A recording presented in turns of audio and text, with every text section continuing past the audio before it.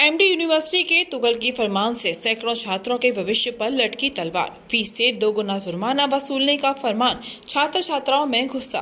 MD university अक्सर अपने तुगल की फरमानों को लेकर विवादों में रहता है और एक बार फिर यूनिवर्सिटी के तुगल की फरमान से सैकड़ों छात्र छात्रा के भविष्य पर तलवार लटक गई है। दरअसल यूनिवर्सिटी एक साल की इतनी फीस नहीं जितना छात्रों से जुर्माना वसूल रही है। ऐसे में आज पीड़ित छात्रों ने एनएसयूआई के छात्र नेता कृष्ण अत्री के नेतृत्व में नेहरू कॉलेज के प्रिंसिपल को ज्ञापन सौंपा और यूनिवर्सिटी से इस तुगल की फरमान को वापस लेने की मांग की। स्कूल के प्रिंसिपल ने भी यूनिवर्सिटी से छात्र हित में वापस लेने की अपील की है, लेकिन सीधे तौर पर उन्होंने कहा कि कॉलेज यूनिवर्सिटी के नियमों का पालन करता है, इसलिए यूनिवर्सिटी द्वारा ही राहत देने पर वे छात्रों की कोई मदद कर पाएंगे। वहीं विद्यार्थियों ने सीधे तौर पर चेतावनी दी है कि यदि यह अवैध जुर्माना वापस नहीं लिया गया तो वे यूनिवर्सिटी के खिलाफ सड़कों पर उतरकर प्रदर्शन करेंगे।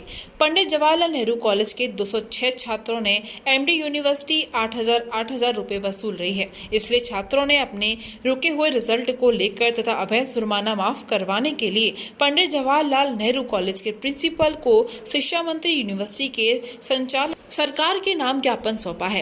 एनएसयूआई हरियाणा के प्रदेश महासचिव कृष्ण अत्री ने बताया, हाल में ही प्रथम सेमेस्टर के छात्रों का परीक्षा परिणाम घोषित हुआ है, जिसमें अकेले पंडित जवाहरलाल नेहरू कॉलेज के 206 छात्रों के परीक्षा परिणाम में एनी आया है, जबकि हटवाने के लिए छात्रों को 3,000 रुपए जुर्माना देने हैं। इस जुर्माने को लगभग सभी छात्र भी दे चुके हैं, लेकिन इसके बावजूद छात्रों का परीक्षा परिणाम नहीं आया है। इस जुर्माने से अलग सीआर के नाम पर 5,000 रुपए का जुर्माना और मांगा जा रहा है, जिसके बाद छात्रों का रुका हुआ परीक्षा परिणाम घोषित होगा। इस तरह से एक छात्र को अपना परीक्षा परिणाम घोषित करवाने के लिए 8,400 रुपए का जुर्माना देना होगा, जिसमें से 400 कॉलेज की तरफ से दिए जाएंगे और 8,000 रुपए प्रत्येक छात्र को देने हैं।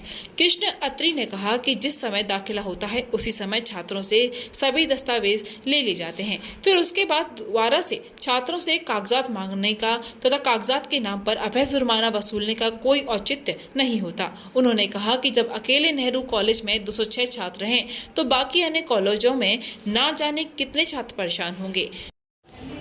क्या नाम है आपका? मैम गरिमा, किस तरह से आप पढ़ाई कर रहे हो और ये जुर्माना जो लगाया है इसको कैसे पे करोगे?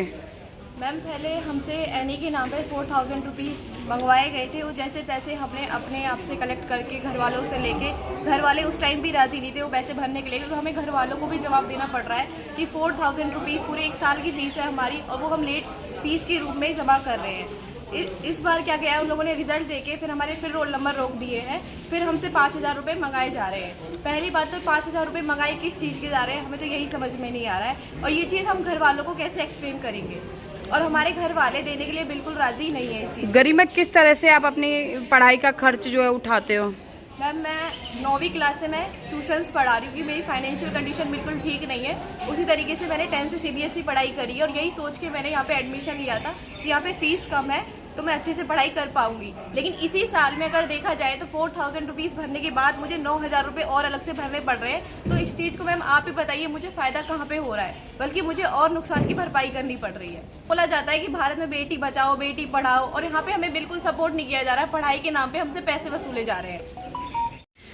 क्या नाम है आपका? मेरा नाम कृष्ण अत्री है। अत्री जी, आज ये स्कूल प्रिंसिपल से, कॉलेज प्रिंसिपल से आप मिले हैं, क्या कारण रहा? देखिए, फर्स्ट सेमेस्टर के जो छात्र हैं कॉलेज के हमारे के, उनमें लगभग 300 साढ़े 300 छात्रों के में रिजल्ट में एन नहीं आया है।